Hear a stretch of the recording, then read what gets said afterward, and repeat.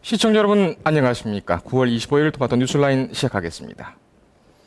정부가 내년 나라 살림 계획을 확정했습니다.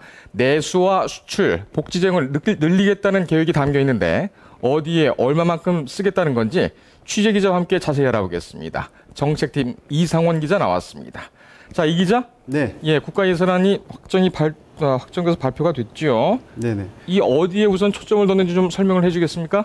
네, 정부는 올해 예산안보다 5.3% 더 많은 342조 5천억 원의 예산안을 내년 예산으로 확정하고 국회에 제출하기로 했습니다. 네. 우리나라는 올해 유럽 재정위기 장기화로 수출과 내수가 부진하는 등 경기 위기를 겪고 있는데요. 정부는 이 경기 회복을 위해서 내년 예산안을 쓰겠다는 계획입니다. 예. 구체적으로 어떤 곳에 얼마나 쓰겠다는 건지 설명 좀 해주시죠. 네, 우선 정부는 내수 활성화 방안으로 중소기업 정책금융을 현재보다 8조 5천억 원 확대하기로 했고요. 중소 중견기업 설비투자펀드 1조 2천억 원을 공급하고 해외로 진출했던 우리나라 기업이 국내에 돌아오거나 해외 기업이 국내에 투자할 경우에 대한 지원도 확대하기로 했습니다. 네. 그리고 수출 무역 금융도 기존 270조 원보다 30조 원 늘어난 300조 원으로 확대했습니다. 정부는 당초 규모를 줄이기로 했던 SOC 예산도 늘리기로 했는데요. SOC 예산은 부처에서 요구한 것보다 늘어난 23조 9천억 원이 배정됐습니다. 아무래도 경기 보완 효과가 큰 SOC를 확장해서 일자리도 늘리고 경기 회복 속도도 빠르게 하겠다는 것이 정부의 계산으로 보입니다. 네. 이 밖에도 정부는 신성장 동력 기술 개발에 3조 5천억 원, 녹색 성장 투자에 21조 3천억 원을 투입하기로 했습니다. 네. 우리가 또 관심이 가고 있는 것 중에 중요한 것이 또 복지 예산 아니겠습니까? 이 보육 정책 이쪽에서 예산에 좀 변화가 있다고 해요. 어떻습니까? 예, 정부는 올해 3월부터 모든 0-2세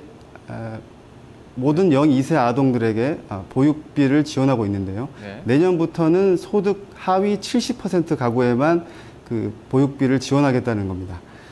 그리고 특히 그 반일제 지원 방안이라는 걸 마련해서 전업주부들에게는 반나절만 보육비를 지원하는 그런 방안도 추진하고 있습니다. 네. 올해 정부와 지방자치단체들이 그 복지 예산 때문에 골머리를 앓고 있는데요. 이른바 무상보육으로 대표되는 보편적 복지가 아닌 선택적 복지를 정책을 전환한 것으로 보입니다. 네.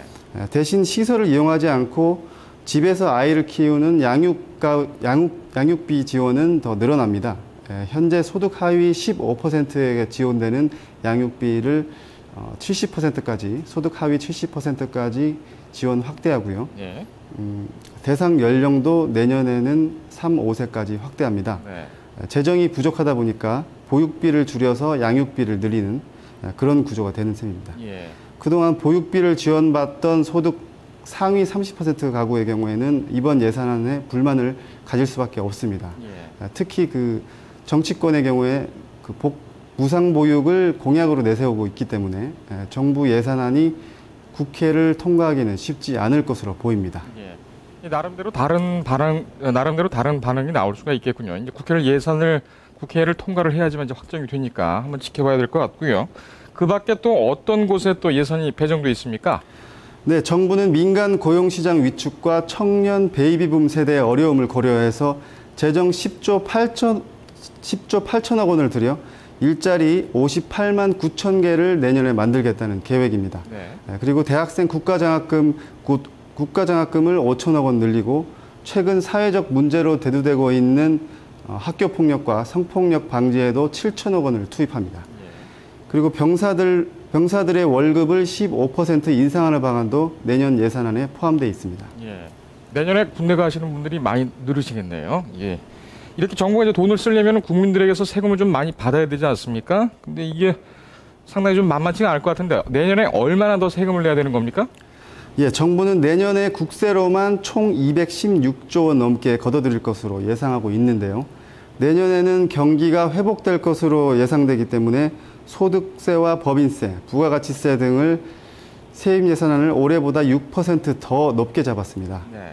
여기에 지방세 부담 60조 원을 더하면 국민들이 내년에 부담해야 될 총 세금은 276조 4천억 원가량 됩니다. 네. 우리나라 인구를 계산해 보면 내년에 국민 1인당 세금 부담은 올해보다 32만 원 정도 더 늘어난 550만 원가량이 될 것으로 보입니다. 예.